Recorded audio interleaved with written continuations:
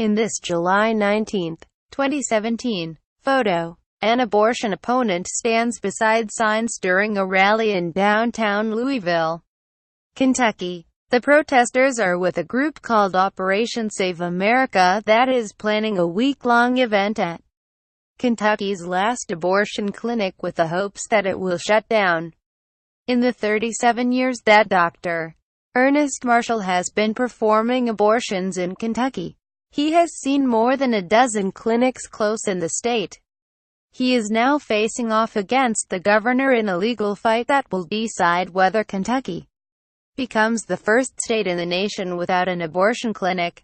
State regulators tried to shut down EMW Women's Surgical Center in March over allegations that the facility, which Marshall founded in downtown Louisville in 1981, does not have adequate agreements in place with a local hospital and an ambulance service in case a patient needs to be transferred.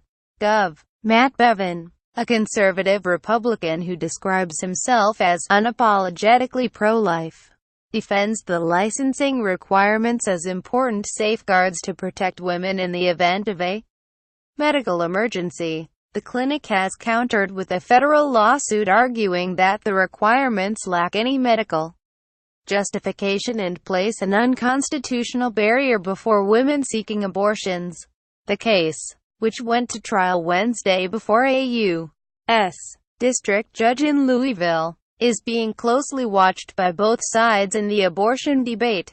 Conservative state houses across the nation have enacted a slew of laws and regulations that have made it increasingly difficult for abortion providers to continue operating. Kentucky is one of 7 states including North Dakota, South Dakota, Missouri, Mississippi, Wyoming and West Virginia with just one abortion clinic left. The very right to access legal abortion in the state of Kentucky is on the line, Marshall said in a statement. The clinic's defenders see the Bevin administration's actions as part of a concerted effort by abortion opponents to restrict women's access to the procedure, which has been legal nationwide since the 1973 Roe v. Wade ruling by the U.S. Supreme Court. We have a new sheriff in town who's vowed to get rid of abortion. Don Cox, one of the attorneys representing the clinic, was quoted as saying by Kentucky's Courier-Journal newspaper as the trial began. Since Bevin was elected governor in 2015, state regulators have shuttered another facility operated by Marshall in Lexington and blocked a new Planned Parenthood health care center in Louisville from performing abortions. Republican lawmakers, who took control of the state legislature in November, have also imposed new restrictions on abortion providers and their patients.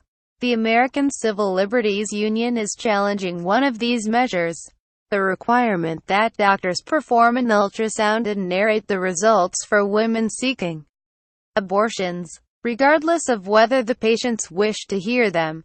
Is emblematic of what is happening across the country in states where politicians have passed law after law that has chipped away at the right to access abortion, said Bridget Amiri, a senior staff attorney at the ACLU's Reproductive Freedom Project who is also representing EMW.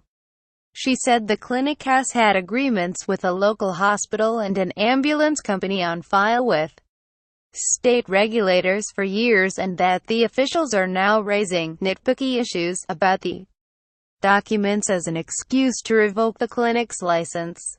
Among the state's complaints was that the agreement with the University of Louisville Hospital was signed by the head of the Obstetrics, Gynecology and Women's Health Department rather than the owner of the hospital.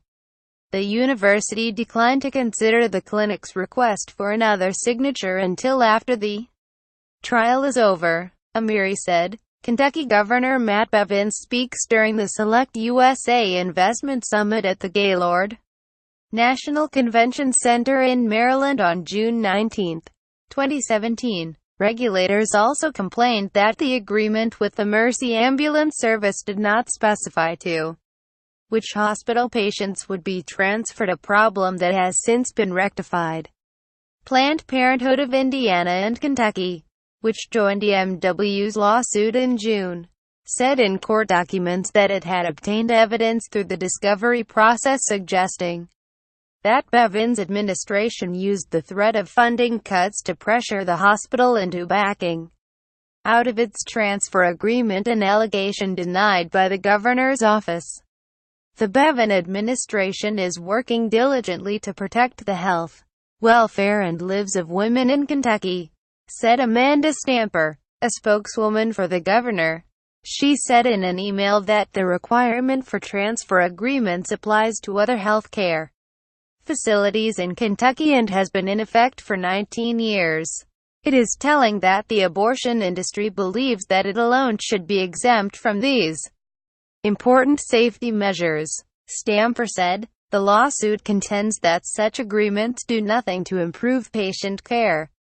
Complications from abortion in general are rare, EMW's lawyers said in the complaint. In the exceedingly rare event that a complication requiring hospitalization does occur while a patient is at an abortion facility, ambulance companies will readily pick up patients, and hospitals are required by law to accept patients in an emergency. Lawyers for the state countered in court filings that such self-serving statements about the rarity of complications from abortion gloss over the fact that complications do occur, and transport agreements are important safeguards for women's health in the event of such complications. The state says the effects of closing the clinic would not be as drastic as the plaintiffs contend. Kentucky law permits licensed hospitals to perform abortions without being separately licensed as an abortion facility, its attorneys said. Kentucky women would also have access to abortions at nearby facilities in contiguous states. Marshall said many of his patients already travel long distances to get their abortions, adding to the expense and taking away more time from work and children. After overcoming so much to come to our clinic, our patients are forced to face a final obstacle: the incessant bullying and harassment of protesters outside the clinic, he told reporters during a telephone conference call. The clinic has obtained a court order allowing it to remain open pending a decision in the case. The hearings are expected to last 3 days.